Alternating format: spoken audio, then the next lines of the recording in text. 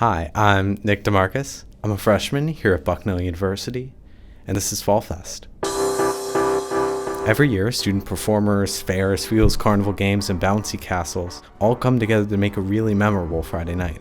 I got to race down a huge inflatable slide, which I obviously liked a lot, and play inflatable skee ball.